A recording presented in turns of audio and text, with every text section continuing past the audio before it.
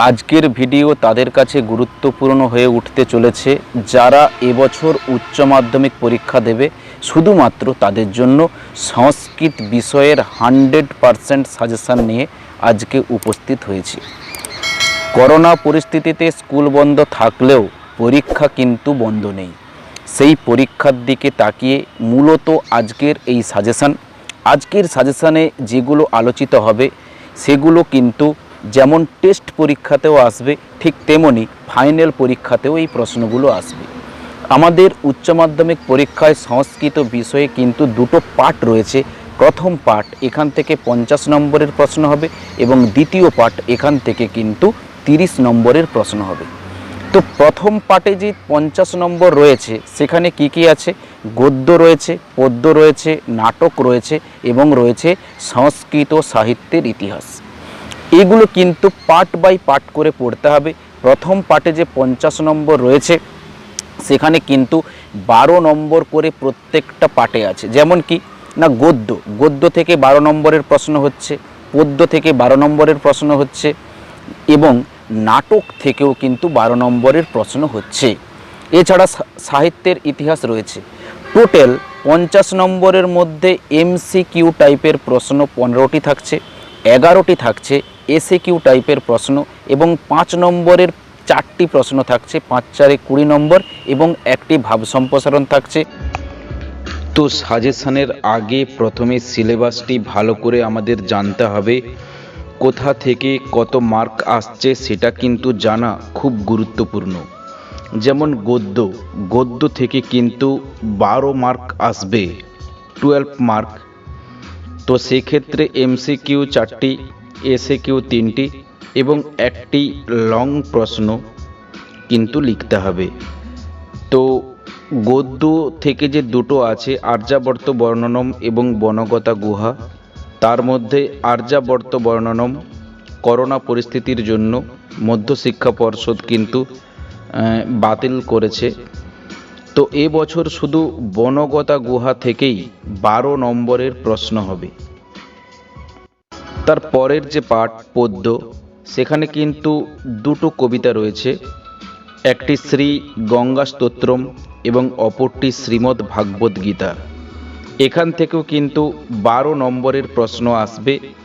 MCQ 4টি, দুটো কবিতা থেকে 2 2 করে 4 এবং SAQ 3টি থাকবে, গঙ্গা স্তোত্রম থেকে 2টি এবং শ্রীমদ্ ভাগবত গীতা থেকে 1টি এবং এই 2টি থেকে 2টি লং প্রশ্ন থাকবে। যে কোনো একটি বড় প্রশ্ন করতে হবে, তার জন্য কিন্তু বরাদ্দ নাম্বার 5। এই নিয়ে টোটাল MCQ, SAQ এবং লং প্রশ্ন নিয়ে 12 নম্বর থাকছে পদ্য থেকে। তার পরের যে পাঠ, তার নাম নাটক বাসন্তিক স্বপ্নম। তো এখান থেকেও কিন্তু 12 নম্বরের প্রশ্ন থাকছে, MCQ 4টি, SAQ 3টি এবং লং প্রশ্ন কিন্তু 1টি। এই নাটক থেকে 2টি লং প্রশ্ন দেওয়া থাকবে, একটি কিন্তু লিখতে হবে। পরের পাঠ সাহিত্যের ইতিহাস। এখান থেকেও কিন্তু 10 নম্বরের প্রশ্ন থাকছে, MCQ 3টি, SAQ 2টি এবং বড় প্রশ্ন কিন্তু 1টি লিখতে হবে। সব মিলিয়ে 10 নম্বরের প্রশ্ন থাকছে সংস্কৃত সাহিত্যের ইতিহাস থেকে। সংস্কৃত সাহিত্যের ইতিহাস পড়তে গেলে যে বিষয়গুলি গুরুত্বপূর্ণভাবে পড়তে হবে তার একটি পাঠ্যসূচি কিন্তু ইতিমধ্যেই দেওয়া আছে।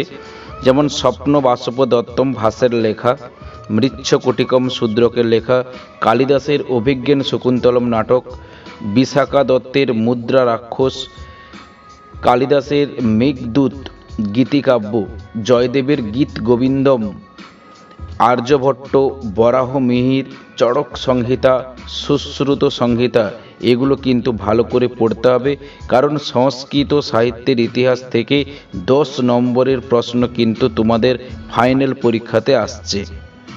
টোটাল লিটারেচার থেকে যে 50 মার্ক রয়েছে সেগুলি আবার একবার বলছি, গদ্য থেকে 12, পদ্য থেকে 12, নাটক থেকে 12, সাহিত্যের ইতিহাস থেকে 10 এবং গদ্য আর পদ্য থেকে ভাব সম্প্রসারণ থাকবে, যে কোনো একটি লিখতে হবে, তার জন্য 4। এই নিয়ে টোটাল এই লিটারেচার পার্ট থেকে 50 নম্বরের কিন্তু প্রশ্ন থাকছে তোমাদের পরীক্ষায়। সেকেন্ড পার্ট ল্যাঙ্গুয়েজ, সেখান থেকে কিন্তু 30 নম্বরের প্রশ্ন হবে। তো এই 30 নম্বর কোথা থেকে আসছে? কারক বিভক্তি থাকছে 3টি করতে হবে 2 নম্বর করে, 2 3 6। ব্যাস বাক্য সহ সমাস 2 নম্বর করে 2টি লিখতে হবে, 2 2 4। শব্দ যুগলের পার্থক্য থাকছে 2টি, 2 নম্বর করে। 4 নম্বর এক কথায় প্রকাশ থাকবে 1 নম্বর করে 3টি, 3 নম্বর। পরিণত রূপ 1 নম্বর করে 3টি, 3 নম্বর। ভাষা তত্ত্ব থেকে কিন্তু একটি মাত্র বড় প্রশ্ন পড়বে, তার জন্য 5 নম্বর। এবং শেষে থাকছে অনুবাদ। সংস্কৃতে বাংলায় একটা প্যাসেজ দেওয়া থাকবে, তাকে সংস্কৃতে অনুবাদ করতে হবে। তো প্রথমেই আমরা গদ্য থেকে যে প্রশ্নগুলো ইম্পর্ট্যান্ট তোমাদের পরীক্ষায়, সেই প্রশ্নগুলি আলোচনা করব। তো যেহেতু আর্যাবর্ত বর্ণনম পরীক্ষা হচ্ছে না, কেবলমাত্র বনগতা গুহা থেকে পরীক্ষা হবে, তাই এখান থেকে যে প্রশ্নগুলো মোস্ট ইম্পর্ট্যান্ট, ভেরি ইম্পর্ট্যান্ট, সেইগুলো কিন্তু লাল অক্ষরে লেখা রয়েছে। তবে আমার এই সাজেশানগুলোতে প্রথম যে প্রশ্নগুলো সেগুলো বেশি গুরুত্বপূর্ণ, যেমন 1-এর দাগ, 2-এর দাগ, 3-এর দাগ। তো এক্ষেত্রে 1-এর প্রশ্ন সব থেকে বেশি গুরুত্বপূর্ণ, তারপর 2, তারপর 3, এইরকম করে করে পরের যত প্রশ্নগুলো আসবে সেইগুলোর গুরুত্ব তত কমবে। তো বনগতা গুহা থেকে যে প্রশ্নগুলো মোস্ট ইম্পর্টেন্ট সেগুলো কিন্তু এখানে দিয়েছি। যেমন বনগতা গুহা পাঠ্যাংশ অবলম্বনে অলি পর্বার চারিত্রিক বৈশিষ্ট্যগুলি আলোচনা করো। এটি মোস্ট ইম্পর্টেন্ট। গত বছর এই প্রশ্নটি পড়ার 100% কথা ছিল, কিন্তু পরীক্ষা না হওয়ায় এই বছর এই প্রশ্নটা একদম মোস্ট ইম্পর্টেন্ট, এটি আসবেই পরীক্ষায়। দ্বিতীয় প্রশ্ন, বনগতা গুহা গদ্যাংশের নামকরণের সার্থকতা আলোচনা করো অথবা সারাংশ লেখো।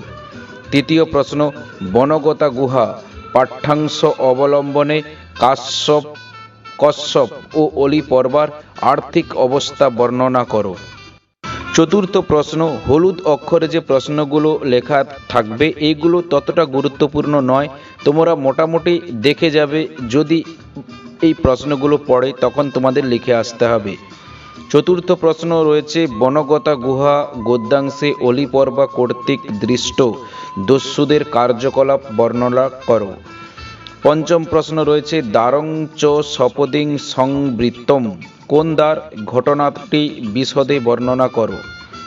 ষষ্ঠ প্রশ্ন, অসৌ সপিদ নিকটবর্তিনং মহীরুহম আরুরোহ, মহীরুহ শব্দের অর্থ কি?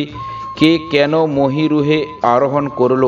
মহীরুহে আরোহণ করে সে কি দেখল? তো এবার আসবো পদ্য থেকে, যেগুলো ইম্পর্টেন্ট।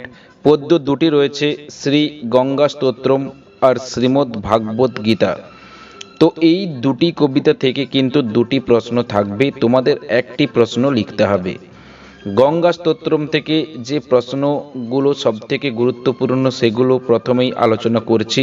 তো প্রথমে লাল অক্ষরে যে 4টি প্রশ্ন দেওয়া আছে, এই 4টি প্রশ্নের উত্তর কিন্তু একই রকম হবে, তাই একটাই কোশ্চেন ভালো করে রেডি করবে এবং এই 4টে প্রশ্নের জন্য অ্যাপ্লাই করলেই হবে, কারণ এই প্রশ্নগুলো সব একই রকম।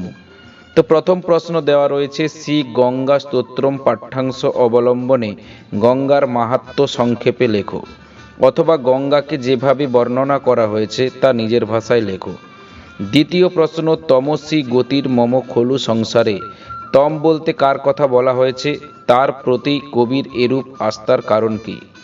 তৃতীয় প্রশ্ন, শ্রীমৎ শঙ্করাচার্য গঙ্গার কাছে যে আন্তরিক প্রার্থনাগুলি নিবেদন করেছেন সে সম্পর্কে আলোচনা করো। এবং চতুর্থ প্রশ্ন রয়েছে, শ্রীমৎ শঙ্করাচার্য গঙ্গাকে কোন কোন বিশেষণে বিশেষিত করেছেন। তবে আবারও বলছি, এই 4টি প্রশ্নের উত্তর কিন্তু একই, তাই একটাই প্রশ্ন ভালো করে মুখস্থ করবে। এই 4টে কোশ্চেনের ক্ষেত্রে অ্যাপ্লাই করলে কিন্তু তোমরা সাকসেস হবে। তো তো গঙ্গা স্তোত্রম থেকে যেগুলি মোটামুটি ইম্পর্ট্যান্ট হলুদ অক্ষরে লেখা রয়েছে, ভাগীরথী, বিশ্বজননী, মুনিবর কন্যা, গঙ্গার এই তিনটি নামের তাৎপর্য বিশ্লেষণ করো। এবং ষষ্ঠ প্রশ্ন রয়েছে, পৌরাণিক কাহিনী অনুসারে গঙ্গাকে হরিপাদ পদ্ম তরঙ্গিনী এবং শঙ্কর মৌলি বিহারিণী সম্বোধনের সার্থকতা বুঝিয়ে দাও। তো পরের কবিতা যেটি রয়েছে, শ্রীমদ্ ভাগবত গীতা। তো এখান থেকে যে প্রশ্নগুলো ইম্পর্টেন্ট, প্রথম প্রশ্ন রয়েছে, শ্রীমদ্ ভাগবত গীতার কোন অধ্যায়ের নাম কর্মযোগ? কর্মযোগ নামকরণের সার্থকতা বিচার করো, অথবা কর্মযোগ অংশটির সারমর্ম বর্ণনা করো। দ্বিতীয় প্রশ্ন রয়েছে, যদ যদাচরতি শ্রেষ্ঠত্ব দেবতর জন, তাৎপর্য লেখো।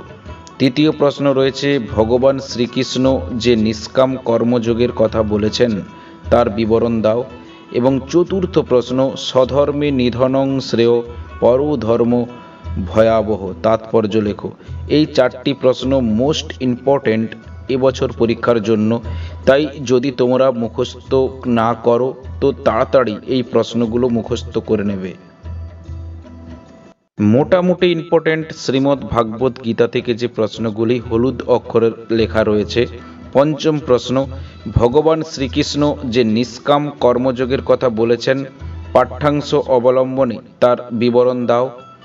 ষষ্ঠ প্রশ্ন, ন হি কশ্চিৎ ক্ষণমিব জাত তিষ্ঠত্ব কর্মকৃত, তাৎপর্য লেখো।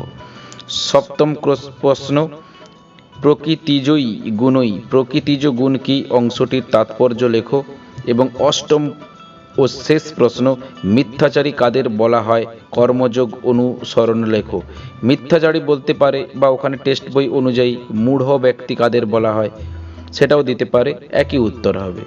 এগুলো জাস্ট রিডিং পড়বে, এগুলো ততটা ইম্পর্টেন্ট নয়, তবুও পড়ে রাখবে, কারণ গীতা থেকে বারবার প্রত্যেক বছর সালের প্রশ্নগুলো যদি তোমরা দেখো তখন দেখতে পাবে প্রত্যেক বছরই কিন্তু আলাদা আলাদা প্রশ্ন এসেছে, রিপিট কোশ্চেন খুব কম এসেছে, তাই কিন্তু তোমাদের এই গীতা থেকে একটু বেশি করে পড়তে হচ্ছে।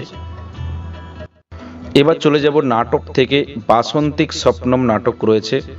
তো প্রথম প্রশ্ন, যেটি সবথেকে মোস্ট ইম্পর্ট্যান্ট, বাসন্তিক স্বপ্নম নাট্যাংশ অবলম্বনে রাজা ইন্দ্র বর্মার চারিত্রিক বৈশিষ্ট্য আলোচনা করো। দ্বিতীয় প্রশ্ন, বাসন্তিক স্বপ্নম নাট্যাংশ অবলম্বনে কৌমুদীর চরিত্র চিত্রণ করো। তৃতীয় প্রশ্ন, নাড়িকা অপি যুগায়তে পাঠ্য নাট্যাংশ অবলম্বনে ব্যাখ্যা করো। চতুর্থ প্রশ্ন, বিজয়াতম অস্মাকম অবনীপ, উক্তিটি কার, অবনীপকে, বক্তা তার কাছে কেন এসেছিলেন? এই চারটি প্রশ্ন করলেই তোমরা কিন্তু দুটো প্রশ্নই কমন পেয়ে যাবে, তবুও এক্সট্রা করতে হবে। যদি এই প্রশ্নগুলো বিট্টে করে যদি না আসে তখন তো আর প্রশ্ন ছেড়ে এলে হবে না, তাই কিছু প্রশ্ন যেমন ভালো করে মুখস্থ করবে, তেমন কিছু প্রশ্ন কিন্তু জাস্ট রিডিং পড়ে যাবে, যদি না লাগে তখন কি করবে। তবে আমার এই সাজেশন যদি কেউ পুরো কমপ্লিট করতে পারে তার সমস্ত প্রশ্ন কিন্তু একদম 100% লাগবে, জাস্ট রিডিং পড়ে যাবে, এগুলো ইম্পর্টেন্ট ততটা নয়, তাই হলুদ অক্ষরে লেখা রয়েছে। পঞ্চম প্রশ্ন, বাসন্তিক স্বপ্নম নাট্যাংশে উল্লেখিত চরিত্রগুলির পরিচয় দাও। ষষ্ঠ প্রশ্ন, রাজা ও কৌমুদীর কথোপকথন নিজের ভাষায় লেখো, অথবা ইন্দ্র বর্মা ও কনক লেখার কথোপকথন সংক্ষেপে বর্ণনা করো। সপ্তম প্রশ্ন, নামকরণের সার্থকতা, অর্থাৎ বাসন্তিক স্বপ্নম যে নাটকটি রয়েছে সেই নামকরণ কতটা যুক্তিযুক্ত সেটা কিন্তু তোমাকে লিখতে হবে।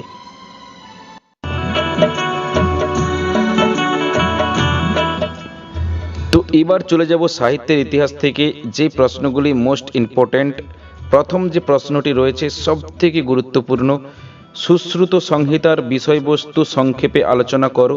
দ্বিতীয় প্রশ্ন, প্রাচীন ভারতের গণিত চর্চা সম্পর্কে একটি নাতি দীর্ঘ প্রবন্ধ রচনা করো। তো তৃতীয় প্রশ্ন রয়েছে, প্রাচীন ভারতের আয়ুর্বেদ চর্চা সম্পর্কে একটি নাতি দীর্ঘ প্রবন্ধ রচনা করো।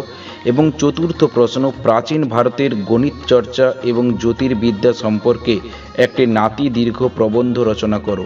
এই 4টি প্রশ্ন মোস্ট ইম্পর্টেন্ট। এই 4টি প্রশ্ন যদি ভালো করে মুখস্থ করো অবভিয়াসলি তোমরা কিন্তু একটি প্রশ্ন কমন পাবে। তবে সবের উপরের প্রশ্ন সবথেকে বেশি গুরুত্বপূর্ণ, ঠিক একের থেকে কম গুরুত্বপূর্ণ দ্বিতীয়, দ্বিতীয় থেকে কম গুরুত্বপূর্ণ তৃতীয়, এইভাবে পরপর যত নামতে থাকবে নিচের দিকে গুরুত্বের যে প্রভাবটা ততটা কমতে থাকবে। মোটামুটি ইম্পর্টেন্ট যে প্রশ্নগুলি হলুদ অক্ষরে লেখা রয়েছে। পঞ্চম প্রশ্ন, শূদ্রক সম্পর্কে একটি নাতি দীর্ঘ প্রবন্ধ রচনা করো। ষষ্ঠ প্রশ্ন, চড়ক সংহিতার বিষয়বস্তু সংক্ষেপে আলোচনা করো। সপ্তম প্রশ্ন, জয়দেব ও গীত গোবিন্দ সম্পর্কে সংক্ষিপ্ত টিকা লেখো। অষ্টম প্রশ্ন, ভাস সমস্যা কি, স্বপ্ন বাষ্প দত্তম নাটকের আলোচনা করো। এবং নবম প্রশ্ন, কালিদাসস্য সর্বস্ব অভিজ্ঞান শকুন্তলম ব্যাখ্যা করো। এবার যেটি আলোচনা করব সেটি কিন্তু ওপারের পার্ট, মানে পার্ট যে 1, যেটিকে আমরা বলছি লিটারেচার, যেখান থেকে 50 মার্ক থাকবে। সেখান থেকে যে বড় প্রশ্নগুলো ইম্পর্টেন্ট এতক্ষণ সেগুলো আলোচনা করলাম। এবার হচ্ছে যে অপর পার্ট, যেটা হচ্ছে ল্যাঙ্গুয়েজ পার্ট, সেখান থেকে 30 মার্কের প্রশ্ন হবে। তো সেখানেই ভাষাতত্ত্ব নামক একটি টপিক রয়েছে, সেখান থেকে একটি বড় প্রশ্ন আসবে 5 নম্বরের। তো তার সাজেশানটাও এখানে দিয়ে দেওয়া হচ্ছে। ভাষাতত্ত্ব থেকে যেগুলো মোস্ট ইম্পর্টেন্ট আছে এবছর, ভারতীয় আর্য ভাষার বিভিন্ন স্তর সম্বন্ধে যা জানো লেখো। এটি আগের বছর, গত বছর খুব গুরুত্বপূর্ণ ছিল, যেহেতু পরীক্ষা হয়নি এবছর কিন্তু আবারও সেই গুরুত্ব বজায় রয়েছে। দ্বিতীয় প্রশ্ন, ইন্দো ইউরোপীয় ভাষাগোষ্ঠী সম্পর্কে একটি সংক্ষিপ্ত প্রবন্ধ লেখো। তৃতীয় প্রশ্ন, ইন্দো ইউরোপীয় ভাষাগোষ্ঠীতে সংস্কৃতের স্থান নির্ধারণ করো। চতুর্থ প্রশ্ন, ভারতে প্রচলিত 4টি ভাষাবংশের নাম লেখো এবং তাদের সংক্ষিপ্ত পরিচয় দাও। পঞ্চম প্রশ্ন, কেন্তুম ও শতম সম্পর্কে একটি নাতি দীর্ঘ প্রবন্ধ আলোচনা করো। তবে আমি বলতে পারি প্রথম 3টি প্রশ্ন করলেই তোমরা কিন্তু একটি প্রশ্ন কমন পাবে। তো প্রিয় ছাত্রছাত্রীরা, এই ছিল আজকের সাজেশন। বড় প্রশ্নগুলো যেগুলো ইম্পর্টেন্ট রয়েছে এবছরের জন্য, সেই প্রশ্নগুলো তোমাদের সামনে উপস্থাপন করলাম। তো এর পরের পার্টে আমি এমসিকিউ এসিকিউ নিয়ে আসব এবং তৃতীয় পার্টে কিন্তু ব্যাকরণের সাজেশন নিয়ে আসব। তাই তোমরা অবভিয়াসলি চ্যানেলটি সাবস্ক্রাইব করে রাখবে, কারণ সবের আগে নোটিফিকেশান তুমি যাতে পেয়ে যাও। এই সাজেশানটা তোমাদের ভালো লাগে খাতাতে লিখে রাখবে, কারণ এই প্রশ্নগুলোই আসবে।